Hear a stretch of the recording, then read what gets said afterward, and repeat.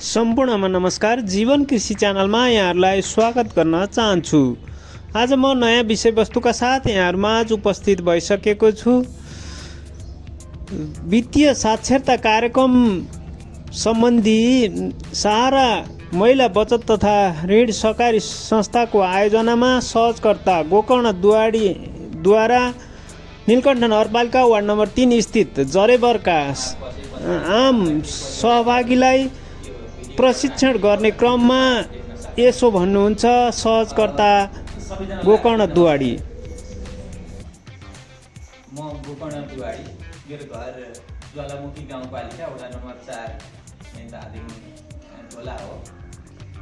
अहिले बसोबासको हिसाबले म मुरली भन्ज्याङ गाउँपालिका मुरली भन्ज्याङ यो नीलकण्ठ नगरपालिकाको मुरली भन्ज्याङ गाउँपालिकामा बस्छु।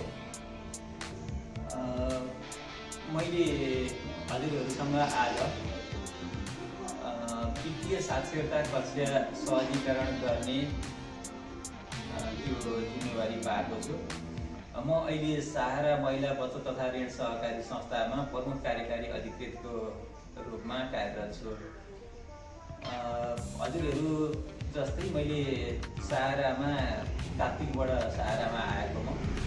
सहारामा आए पछाडि वित्तीय साक्षरता मान्छेको जीवनको लागि एकदमै महत्त्वपूर्ण विषय हो भन्ने कुरा मैले त्योभन्दा अगाडि गरिबी निवारण कोषमा काम गर्थेँ। म गरिबी निवारण कोषमा रहेर काम गर्दाखेरि मैले सुदूरपश्चिमदेखि यता तराईका भेगसम्म धेरै ठाउँमा वित्तीय साक्षरता सम्बन्धी यस्ता कक्षाहरू वित्तीय रूपमा साक्षर बनाउनुपर्छ आम मान्छेहरूलाई भनेर काम गर्दै आएँ।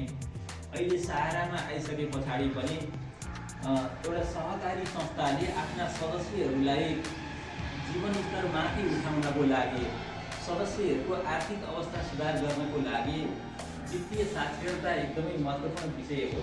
वित्तीय साक्षरताले हाम्रो बानी परिवर्तन हुन्छ, हाम्रो सोच परिवर्तन हुन्छ र हामीलाई अहिले गरिरहेको भन्दा फरक गर्नको लागि, अहिले हामी जुन आर्थिक अवस्थामा छौँ त्योभन्दा राम्रो गर्नको लागि प्रेरणा प्रदान गर्छ, प्रेरणा दिन्छ, हामीलाई सोच बदलिदिन्छ। त्यो भएको कारणले पनि वित्तीय साक्षरता सबैजनाले, हामी आम धेरैजना वित्तीय साक्षरता लिनुपर्ने, वित्तीय रूपमा साक्षर हुनुपर्ने आवश्यकता महसुस गरेर यस्ता कार्यक्रमहरू सञ्चालन गरिरहेका छौँ। आज हामी त्यही सिलसिलामा हजुरहरूसम्म आइपुगेका छौँ। यो हाम्रो सहकारी संस्थाको एउटा अभियान हो। सबै सदस्यहरूलाई, सदस्य नभएका व्यक्तिहरूलाई पनि, आम समुदायका मान्छेहरूलाई, चाहे महिला होस्, चाहे पुरुष होस्, चाहे बच्चा होस्, चाहे वृद्ध होस्, सबै मान्छेको लागि वित्तीय साक्षरता आवश्यक छ। वित्तीय रूपमा मान्छेले पैसा चलाउन सिक्नुपर्छ, वित्तीय रूपमा साक्षर हुनुपर्छ।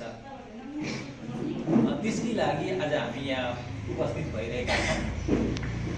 मैले यो प्रसङ्ग, यो विषयवस्तुहरू अगाडि बढाउनुभन्दा पहिला हजुरहरूलाई एकचोटि म अलिकति ध्यान आकर्षण गर्न चाहन्छु। सहजकर्ता भन्नुहुन्छ पुरानै कामकाजबाट चाहिँ हाम्रो आर्थिक समृद्धि नहुन सक्छ, त्यसैले नयाँ नयाँ अवसरहरू खोज्नुपर्ने बताउनु हुँदै यसो भन्नुहुन्छ।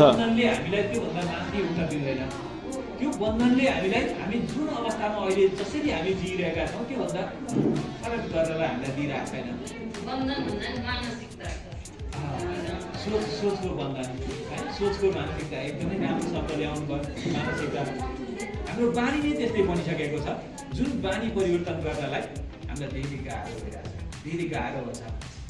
बानी परिवर्तन गर्न सबभन्दा ठुलो कुरा भने चाहिँ बानी परिवर्तन हो। हेर्नुहोस्, जान्न त हामी सबै जाने छ, जान्न छ हामी सबै जाने छ, हामी नजान्ने छैनौँ, हामी नबुझ्ने छैनौँ, तर बानी परिवर्तन गराउनलाई हामीलाई धेरै गाह्रो हुन्छ